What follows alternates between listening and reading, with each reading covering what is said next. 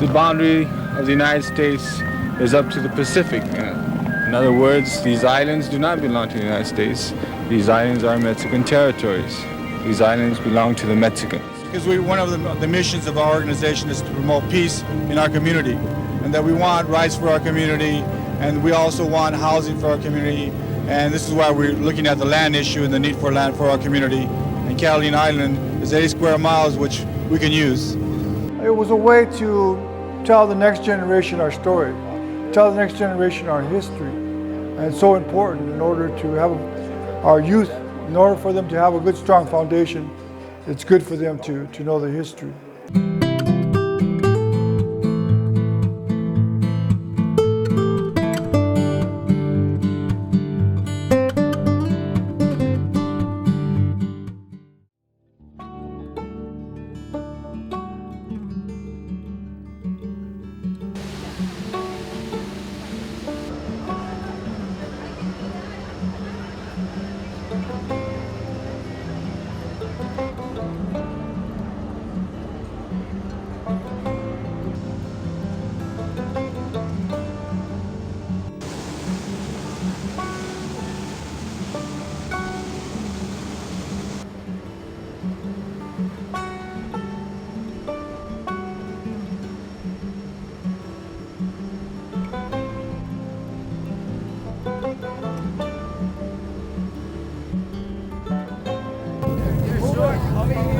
Come on, guys, move it. Tell them to make some more space for you in the back.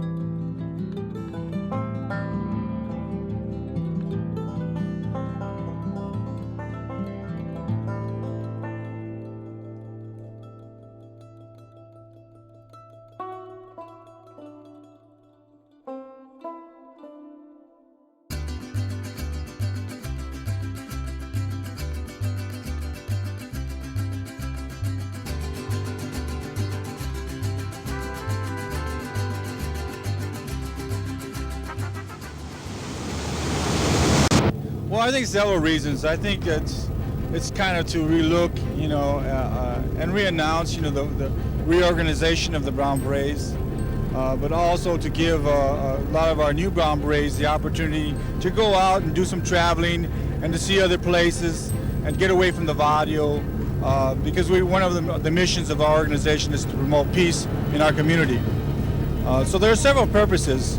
The other reason is to act as a symbol of the Chicano movement, that we're still around and that we want rights for our community, and we also want housing for our community, and this is why we're looking at the land issue and the need for land for our community. And Catalina Island is 80 square miles, which we can use.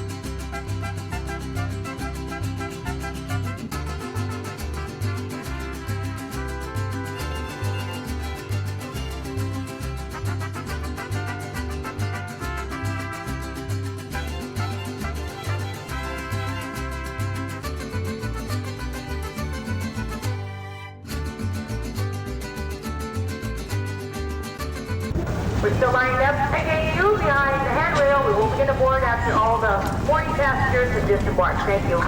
Where's my son? Get in line.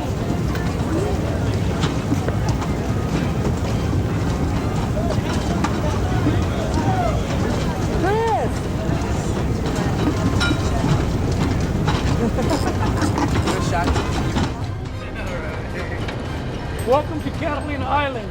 Oh, thank you very much. Thank you Welcome. very much. The island is Thank yours. You. Okay. Oh, right. Thank you. Thank you. Welcome, guys. The island is ours. Yes, I like those words. Yep.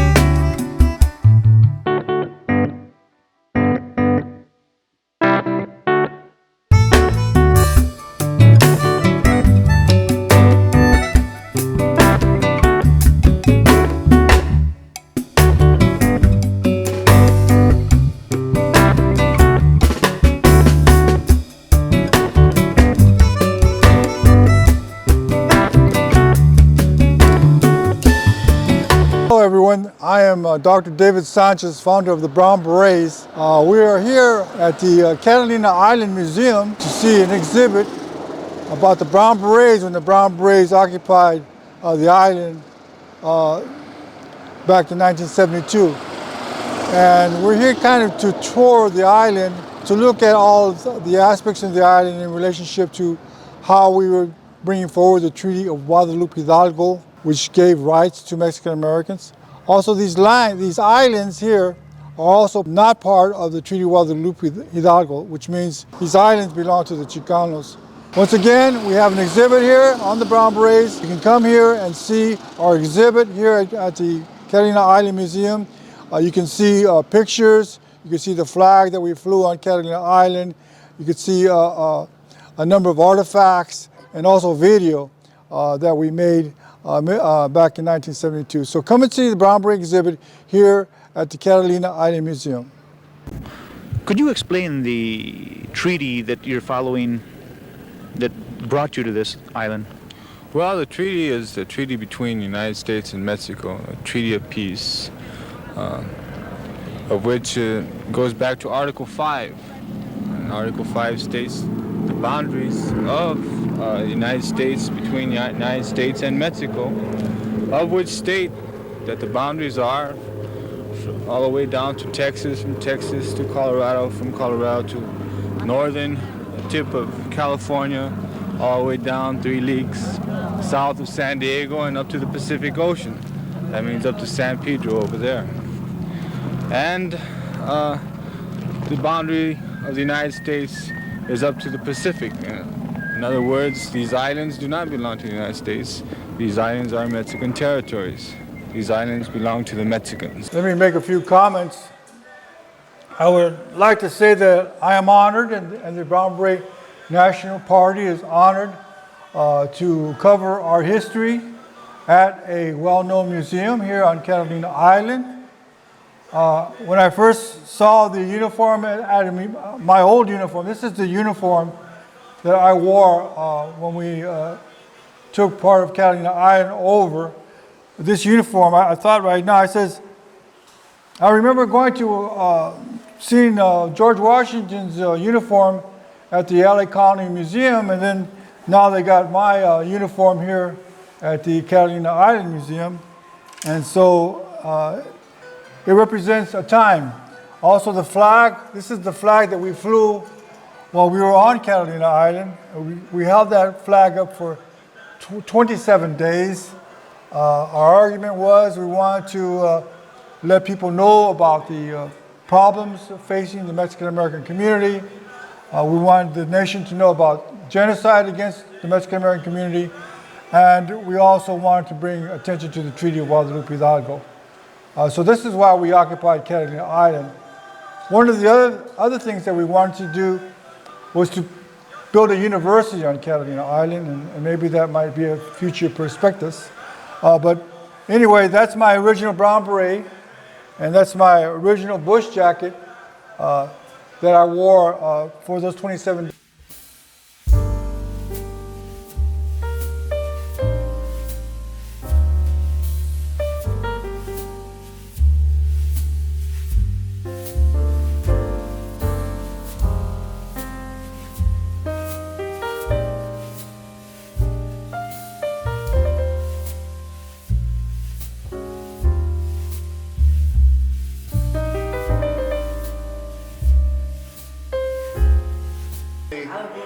You know, then the sheriffs come.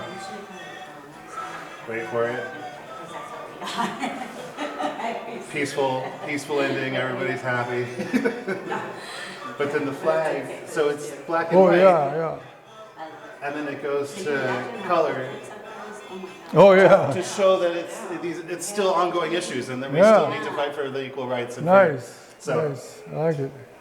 And there, yeah, I like it. Yeah, really good. Yeah. Maybe. Did you want to say a few words to her? Oh no. Okay, all right. Like I say, it'll be the future, you know. It's an ongoing thing. Transition. The Brown Berets have basically helped formulate, you know, the Chicano movement all these years, and they've helped our people get a lot of opportunities that were not available to us before. And that's something that a lot of people in nuestra comunidad todavía no sabe, you know. So that's something that I need to take back to them and will be taking back to them. And hopefully through the networking and through the outreach that we'll be making, we'll be able to get out to a lot of the new young people so that we can, you know, continue building our future leaders for tomorrow. What was your motivation to occupy Catalina Island? Well, there was several reasons. One of the reasons was, you know, being a nonviolent organization, we were looking for ways, peaceful ways, to get our word across, you know, and to also bring attention to the problems of the Mexican-American community. And so this was our way of occupying some land, and it made international news, and we were able to explain what the Brown Berets were about. You know, the Brown Berets has been a civil rights organization. And we felt also that in the Treaty of Guadalupe Hidalgo, it didn't really mention the islands, so we said that, well, if the islands are not included, part of the United States, we said, well, maybe we ought to look at the islands and as a way to address our grievances. But also, it was a way to tell the next generation our story, tell the next generation our history. And it's so important in order to have our youth, in order for them to have a good, strong foundation, it's good for them to know the history. I'm proud of what I am, and I'm proud, you know, that, you know, what I'm learning. I'm proud of, you know, the Brown Berets because, you know, it's like, you know, you have actually, you know, that you have people there that actually care about, you know, where you're from, what they are, you know. And I feel that Chicanos, you know, that you know, we are very, you know, people, really, you know, people of intelligence. Because some people, you know, they came from Mexico, and then they have their kids in the States, you know, and the kids are like, you know, they don't know where they came from, they don't know what they are, they don't know, you know, anything about their background and their ancestry. You know, where we came from, why, you know, we did the things that we did, and why, you know, we made, you know, we had like the marches and everything.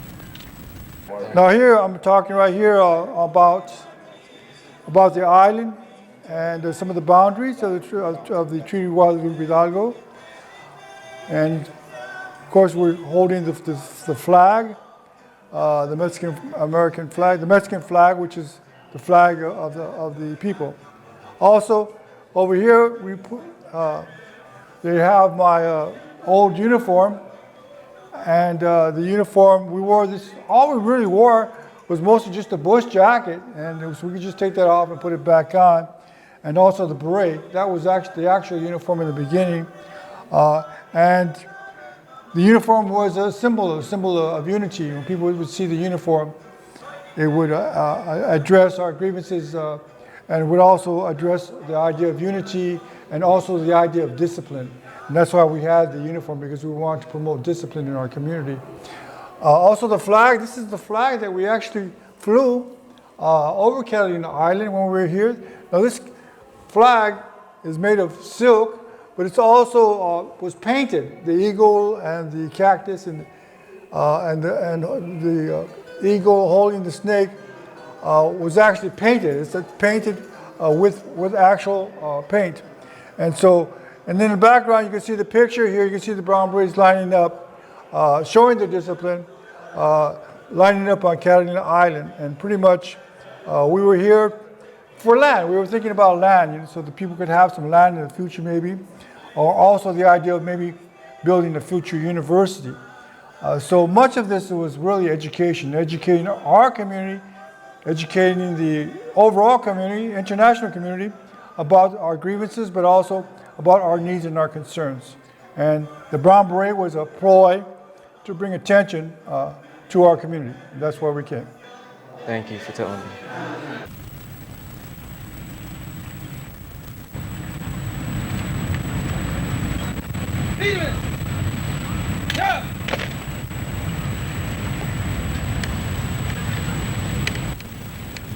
Parade, rest. Good, good. Attention.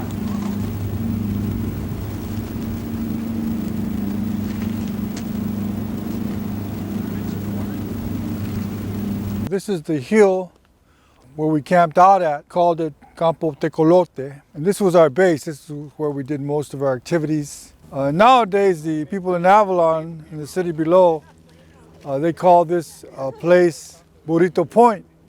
And the reason why they call this place Burrito Point is because the women and the girls would bring us burritos up to this mountain to help feed the Brown Berets. And so that's why they call that Burrito Point. Nonetheless, this is where we camped out. Every morning we would line up for inspection along this hill right here, and we'd fold our flags, held up our flags high. Also our large flag, which is now at the museum, we would post our big flag on the side of the hill. And also we were able to protect the land pretty much. We always had 24-hour security. Somebody was always on security up on the hill, making sure to protect our camp. The only thing that happened one time was the wild boars came into our camp, and because of our security guard who was on sentry that night, he fell asleep, and so he didn't chase the boars away, but the wild boars were all over the place. That's just one of the things that happened. Also, a lot of some of the gringos down the hill, they were angry with us. They wanted us to move out of the island. And so what they did was they were able to get the police or the courts to change the law. They changed the ordinance. This area, or each household could only hold 5 people.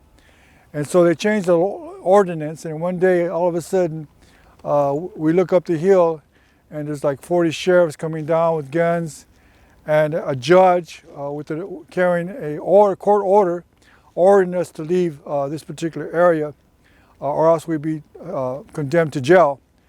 So to avoid that, we were able to be escorted off the mountain, and we thought that if we went back to the mainland we could be able to come back another day, but that did not happen. Nonetheless, that's what happened here on Catalina Island.